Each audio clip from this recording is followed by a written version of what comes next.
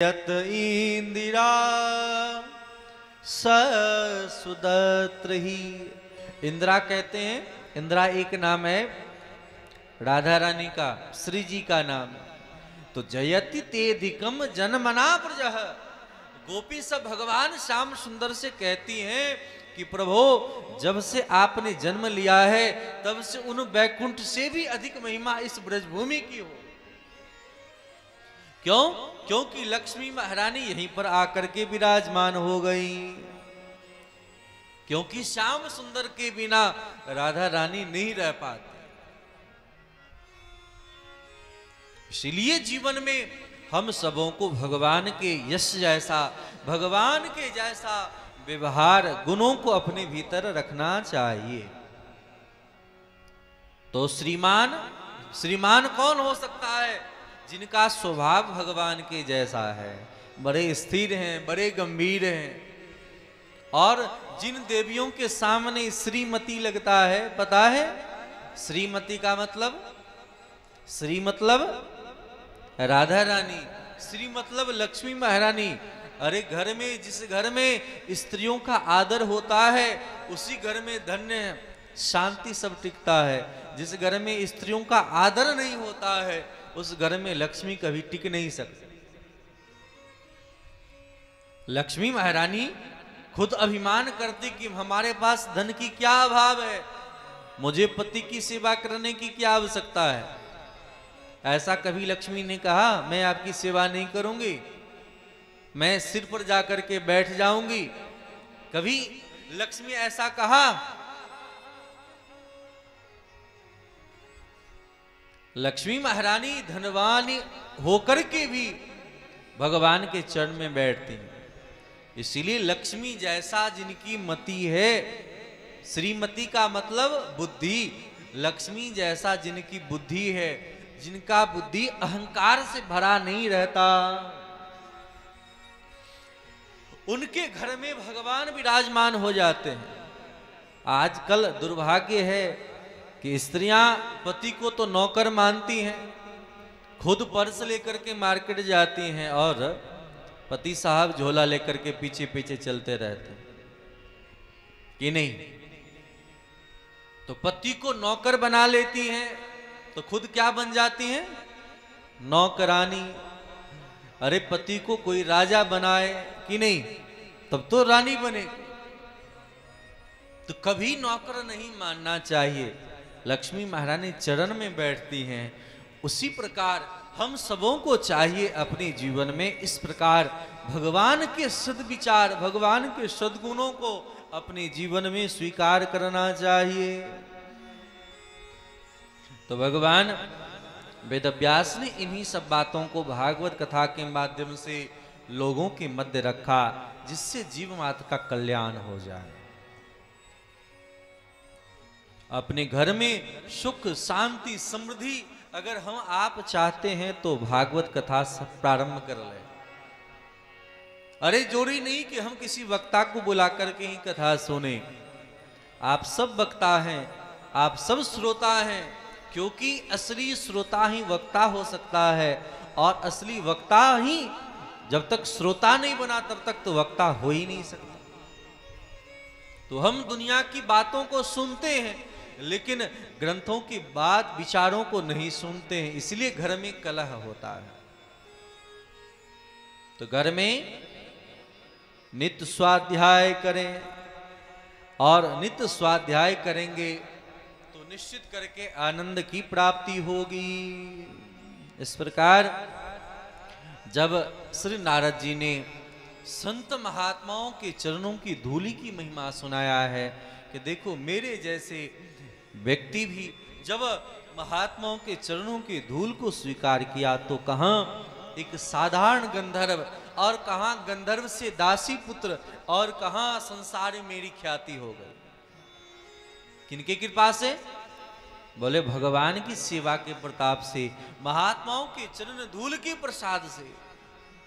इसलिए भगवान भी इन महात्माओं के चरणों के धूल को लेने के लिए लालायित रहते हैं। निरपेक्षम मुनिम शांतम निर्वैरम समदर्शनम अनुव्रजाम्यहम नित्यम पूये ये तिंग्रिरेनुभी। भगवान ऐसे जो मुनि महात्मा होते हैं उन मुनि महात्मा के चरण रज को अपने सिर पर स्वीकार करते हैं, क्योंकि जब तक महात्माओं के चरण रज को स्वीकार ना करे भगवान को भी आनंद नहीं आता। इसलिए हनुमान चालीसा में शुरू में ही कहा, श्री गुरु चरण सरोज रज निज मन मुकुर सुधार। जब तक इन रजोगुण को रज को हटाएंगे नहीं, अपने नेत्रों से नहीं लगाएंगे, तब तक संसार में कुछ दिखेगा ही नहीं कि नहीं। भगवान वेदव्यास ने भागवत कथा की रचना तो कर ली, 12 स्कंध 335 अध्याय और 18,000 श्लोकों में। अब मन में विचार करने लगे कि इस दिव्याति दिव्य कथा जिसमें हमने ज्ञान वैराग्य प्रेम को भरपूर रखा है, इस भरपूर अद्भुत वस्तु को मैं किन्हीं प्रदान करूं।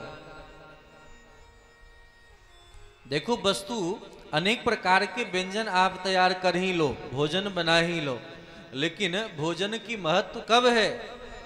जब उस प्रकार से लोग प्रसाद ग्रहण भी करें, भोजन करें भी। लेकिन भोजन आपने बना लिया लेकिन परोसना ना आता हो अथवा खिलाना ना आता हो तो भोजन बेकार हो गया कि नहीं हो गया?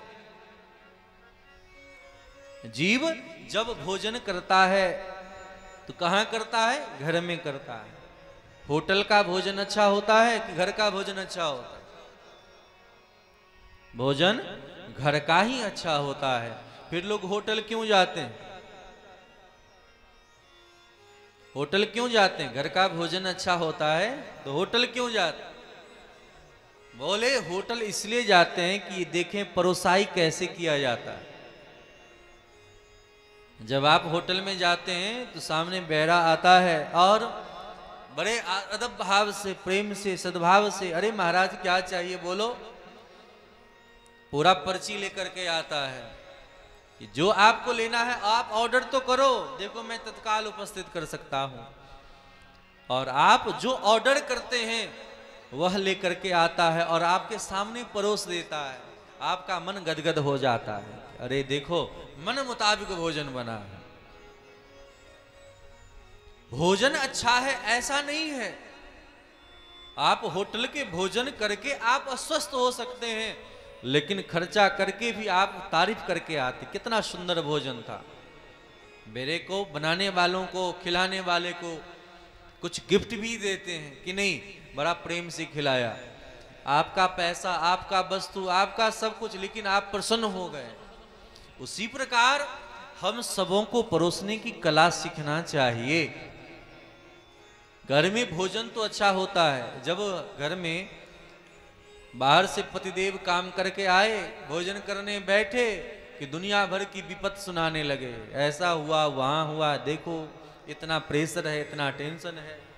पति भोजन क्या करें, आधा अधूरा भोजन किया, अपने सिर को खुजलाते हुए सो जाता है बेचारा।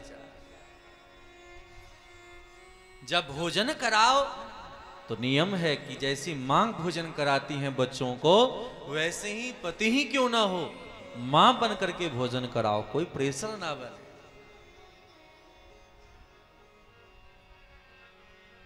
जब तक मां बनने की कला आपके भीतर नहीं है, अरे घर को संभालने, लक्ष्मी का अगर आदर घर में ना हो और लक्ष्मी बन करके अगर घर में आप ना रहो तो वह घर घर नहीं रह जाएगा। घर को संभालने का काम, बिगाड़ने का काम स्त्री ही तो करती हैं। बड़े बड़े आपने राक्षसों का नाम सुना है, रावण, कंस, अरे बाली को देखो, लेकिन सबकी पत्नी के बारे में समझना कितनी बड़ी धर्मात्मा सब रही। इन राक्षसों की पत्नी बड़ी धर्मात्मा रही हैं और उनके धर्म के बदौलत ही इन राक्षसों का भी हित होते रहा है।